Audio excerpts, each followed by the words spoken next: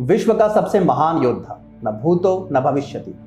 जब सिकंदर, जिसे यूनानी इतिहासकार सिकंदर द ग्रेट कहकर संबोधित करते हैं, अपने दिग्विजय अभियान पर निकला था, तब अनेकों साम्राज्य उसके समक्ष नतमस्तक हो गए। कुछ ने आत्मसमर्पण कर दिया और जिन्होंने उससे युद्ध करने का दुस्साहस किया, वे अपनी सेना समेत मारे गए। अंततः सिकंदर ने अपने नेत्र भारत की ओर उठाए। हडेप्सस यानी झेलम का युद्ध हुआ और परिणाम वही था। सिकंदर ने राजा पुरु को पराजित किया, परंतु फिर हुआ उसका हृदय परिवर्तन, महान और भी महान हो गया। नमस्कार, मैं हूं अतुल मिश्रा और आज मैं कथा सुनाने जा रहा हूं महान की उपाधि वाले सिकंदर के भारत अभियान की, और उस प्रचलित कथा के भीतर छुपे या कहें तो छुपाई हुई अंतर कथा की। 334 BCE का कालखंड था। सिकंदर फारस यानी कि वर्तमान ईरान को हरा चुका था और अब उसका ध्यान भारत भूमि की ओर था। यह वो काल था जब भारत आक्रांताओं के श्मशान के रूप में प्रचलित था। भारत की अकूत संपदा तो सबको भाती थी, परंतु भारत को पराजित करना ऐरावत पर आरूढ़ नमूचिहंता इंद्र को पराजित करने के सदृश दुष्कर था। फारसियों ने सिकंदर को इस बात से विदित करवाया कि उनका महानतम राजा साइरस, जिसने लगभग संपूर्ण विश्व पर अपना आधिपत्य स्थापित किया था, वह 2 सदी पूर्व भारत में वधित हुआ था। असीरियन रानी सेमिरमिस ने भारत पर 4 लाख अश्वरोही योद्धाओं के साथ आक्रमण किया और 20 अश्वरोही योद्धाओं के साथ लौटी थी। बाकी भारत भूमि के वीर योद्धाओं के खड्गों द्वारा यमपुरी भेज दिए गए थे। परंतु सिकंदर निर्भीक योद्धा था।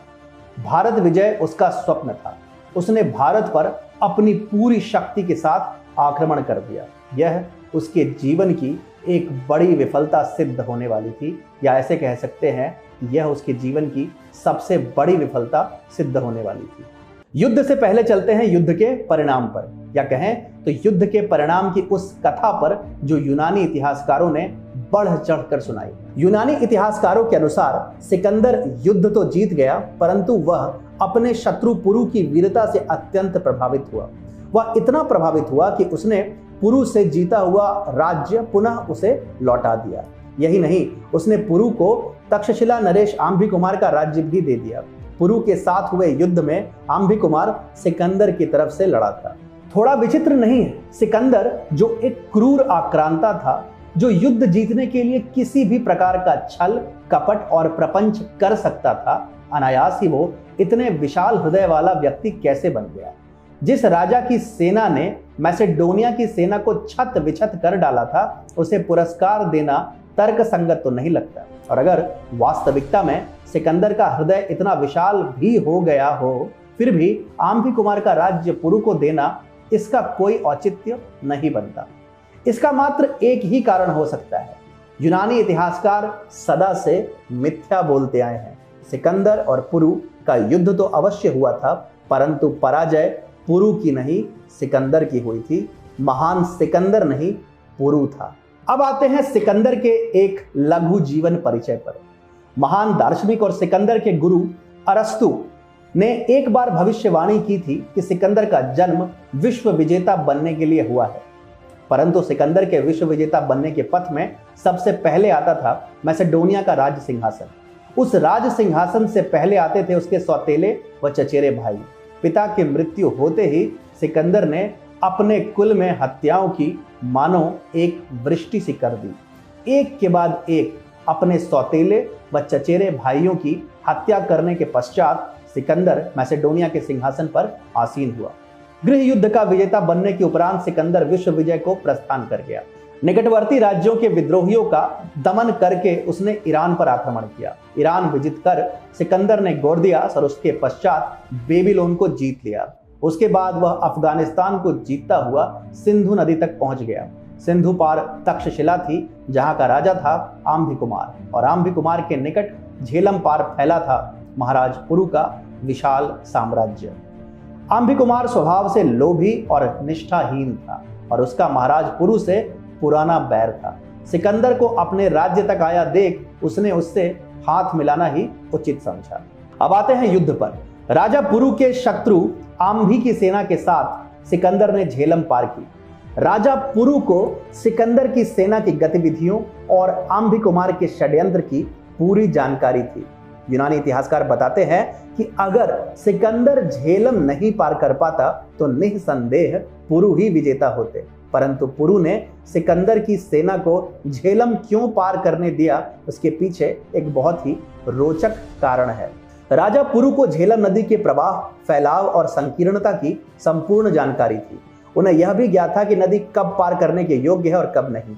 सिकंदर की सेना ने नदी पार करने का जो समय नियत किया था वो अत्यंत मूर्खतापूर्ण निर्णय था। नदी पार करने के थोड़े समय पूर्व ही नदी में बाढ़ आ गई और सिकंदर की बहुत सी सेना उसकी चपेट में आ गई। और जब सिकंदर पुरु के राज्य में पहुंचा तो ऐरावत पर बैठे देवराज इंद्र की तरह पुरु स्वयं उसकी प्रतीक्षा कर रहे थे। महाराज पुरु के पास मद बहाते गजराजों की एक विशाल सेना थी, जिसे देख मैसेडोनिया के अश्वारोही आतंकित हो उठे।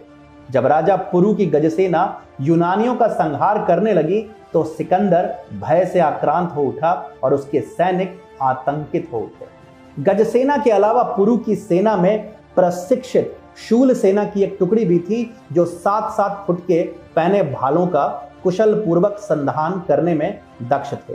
एक एक भाले से 3-3 योद्धा मरकर गिरने लगे। ऐसा प्रतीत हो रहा था कि मानो साक्षात देवाधिदेव भगवान शंकर अपना भयंकर त्रिशूल लेकर युद्ध करने को युद्ध भूमि में उतर आए हैं। सिकंदर की सेना के सारे बड़े और महान योद्धा हिंदू सेना के हाथों मारे गए। सेना के पांव उखड़ता देख सिकंदर अंगरक्षक एवं अंतः प्रतिरक्षा टुकड़ी को लेकर रणक्षेत्र में घुस गया। राजा पुरु के भाई अमर ने सिकंदर का संधान कर एक भयंकर भाला फेंका, जिससे सिकंदर का घोड़ा बुकीफाइलस वहीं मर गया और सिकंदर भूमि पर लौटने लगा। विश्व विजेता बनने चला सिकंदर भूमि में लौट रहा था। उसके चारों ओर हाथियों पर सवार पुरु की सेना थी। ऐसे दृश्य की यूनानियों ने स्वप्न में भी कल्पना नहीं की थी। राजा पुरु अपने खड्ग को लेकर सिकंदर के पास आए।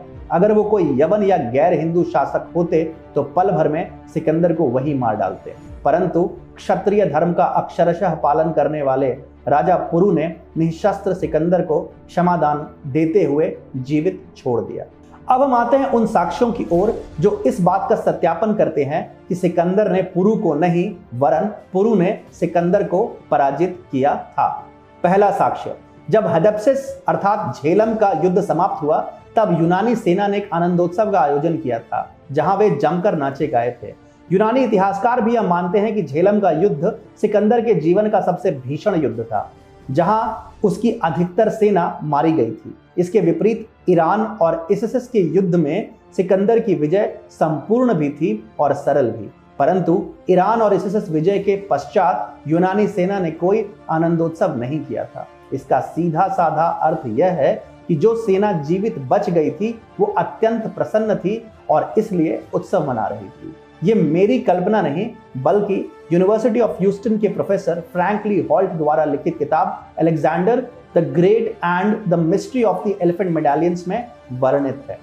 दूसरा साक्ष्य जिसका वर्णन हम पहले ही कर चुके हैं, अगर पुरु पराजित हुए तो सिकंदर ने उनका सम्मान क्यों किया, उनका राज्य उन्हें क्यों लौटा दिया। ये सिकंदर के स्वभाव के सर्वथा विपरीत आचरण था और इसका सीधा साधा अर्थ यही था कि पुरु पराजित नहीं वरन विजेता थे। अब आते हैं तीसरे साक्ष्य पर। पुरु से युद्ध के उपरांत सिकंदर सेना समेत तुरंत भारत छोड़कर भाग खड़ा हुआ। यूनानी इतिहासकारों की माने तो वह और उसकी सेना युद्ध से और युद्ध में थक गए थे। ये विश्व विजेता के लक्षण तो नहीं प्रतीत होते। सच्चाई तो यह है कि उसकी सेना आहत और निरुत्साह थी और विद्रोह के कगार पर थी। रशिया के महान सेना नायक मार्शल ग्रेगरी ज़ुकोव ने भी कहा था कि मैसेडोनिया की सेना की भारत में लज्जाजनक पराजय हुई थी।